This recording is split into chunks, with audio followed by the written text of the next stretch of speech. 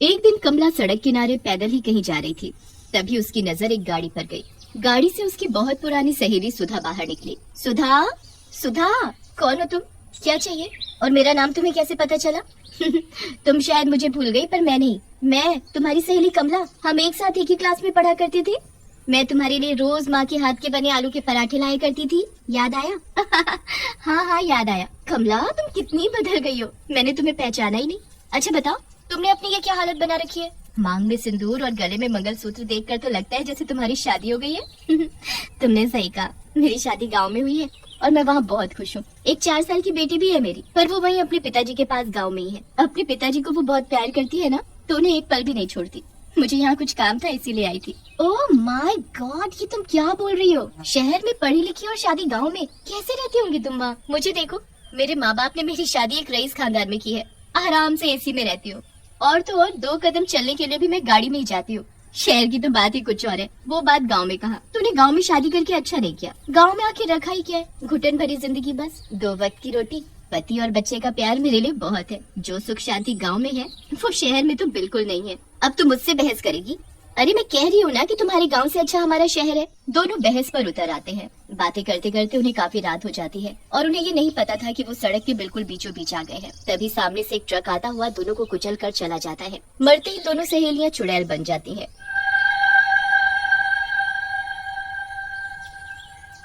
एक शहरी चुड़ैल, दूसरी गांव की। मैं मर गई कमला, मैं मर गई। वो देख, मैं वहाँ मरी पड़ी हूँ। मुझे किसी ने नहीं बचाया। काश कोई मुझे बचा लेता। अब मेरा क्या होगा? तुम तो अपने लिए रो रही हो और मैं अपनी बच्ची के लिए। अब क्या होगा मेरी बच्ची का? वो बिना माँ के कैसे रहेगी? अरे हाँ, मैं तो भूल ही गई थी। उसके पिताजी उसकी माँ से भी ज्यादा उसे प्यार करते हैं। वो संभाल लेंगे उसे। अगर तुम हमारे गांव में होती तो तुम्हें एक खरोच तक नहीं आती। तुम फिर शुरू हो गई? ठीक है, फिर अब से हम एक काम करते हैं। तुम यहाँ शहर में रहोगी और मैं गांव में। तभी पता चलेगा कि गांव अच्छा है या शहर। फिर क्या था, दोनों एक दूसरे की जगह बदल लेते हैं। चुड़ैल बनी कमला शहर में रहती है और सुधा चुड़ैल का रूप लिए कमला के गांव में पहुंच जाती है। जैसे ही सुधा गांव में पहुंचती है, उसका एक पैर गाय के गोबर में पड़ जाता है। ओह माय गॉड, ये छी क्या है? मेरा पैर, ये मेरे पैर में क्या लग गया? इससे कितनी बदबू भी आ रही है। छी, ऐसा लगता है कि अभी उल्टी हो जाएगी। तभी सामने से एक औरत रूपा सिर पर पानी का मटका उठाए वहाँ से गुजर रही थी। वो चुड़ैल को गोबर में सना देख उस पर हंसने लगती है। ये गांव है गांव, यहाँ कदम कदम पर ऐसा ही मिलेगा। संभल कर चलो चुड़ैल रानी। तुमने मुझे चुड़ैल कैसे बोला? तुम्हारी हिम्मत कैसे हुई मुझे चुड़ैल बोलने की? चुड़ैल को चुड़ैल नहीं बोलूंगी तो क्या बोलूं? तुम ही बता दो चुड़ैल रानी। हाँ? अरे मैं तो भूल ही गई थी कि मैं अब एक चुड़ैल हूँ। पहले जैसी नहीं दिखती अब मैं। अच्छा ये बताओ, मैं चुड़ैल हूँ, तुम्हें मुझसे डर नहीं लग रहा? हमारे गांव में आए दिन चुड़ैल घुस आती हैं। उन्हें हम मारते नहीं है, बल्कि उनसे पूछते हैं कि वो किस कारण से चुड़ैल बनी। आखिर उनकी क्या मजबूरी थी जो वो चुड़ैल बन गई मरने के बाद। फिर हम सब गाँव वाले मिलकर उसकी इच्छा पूरी करते हैं और उसे मुक्ति दिला देते हैं, ताकि वो गाँव वालों को दुखी न करे। उसके बाद वो चुड़ैल फिर कभी गाँव में दिखाई नहीं देती। अच्छा, तुम अपना ये गोबर वाला पैर आगे करो ताकि मैं इसे धो सकूं। What you mean गोबर? ये गोबर क्या है? इससे तो बहुत गंदी बदबू आ रही है। ये गाय का गोबर है, मतलब गाय की पोटी। छी, तभी कहो इससे इतनी बदबू क्यों आ रही है। ये लो जल्दी धो दो मेरा पैर। रूपा मुस्कुराती हुई वहाँ से आगे निकल जाती है। जिसे मैं जानती नहीं पहचानती नहीं, उससे मैं कब से बात कर रही थी और वो मुझसे जरा भी नहीं डरी। क्या सच में गाँव के लोग ऐसे होते हैं? नहीं, मैं कुछ ज्यादा ही सोच रही हूँ। अभी तो यहाँ आई हूँ, अभी तो पूरा गांव देखना बाकी है। इस गांव में आते ही मेरी क्या हालत हो गई। सोचो वहाँ शहर में कमला का क्या हाल हो रहा होगा। वहाँ शहर में कमला इधर उधर भटक रही थी। उसे छुपने की कोई जगह ही नहीं मिल रही थी। ये शहर इंसानों से भरा पड़ा है, पैर रखने तक की जगह नहीं है। कुछ समझ ही नहीं आ रहा कहाँ जाऊँ। तभी कमला को सामने पकौड़ों की दुकान दिखती है। वो सीधी वहाँ घुस जाती है। भैया, क्या मुझे थोड़े पकौड़े दोगे? बहुत भूख लगी है, इसके मैं तुम्हें पैसे भी दूंगी। हाँ, क्यों नहीं, मैं भी तुम्हें कोई फ्री में तो दूंगा नहीं है? पैसे तो देने ही पड़ेंगे। जैसे वो भैया सिर उठाकर चुड़ैल को देखता है तो उसे देखकर डर से थर-थर कांपने लगता है। तुमने पहले क्यों नहीं बताया कि तुम चुड़ैल हो? मैं तुमसे पैसे ही नहीं मांगता। तुम ये पकौड़े फ्री में खाओ, पर मुझे मत खाना। चाहे तो सारे खा लो।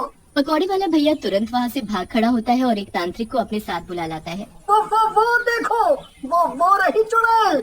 मेरी दुकान पर चुड़ैल ने कब्जा जमा लिया है। बाबा, अब आप इसे अपनी तंत्र विद्या से भगा दो। आपको जितना पैसा चाहिए मैं तुम्हें दूंगा।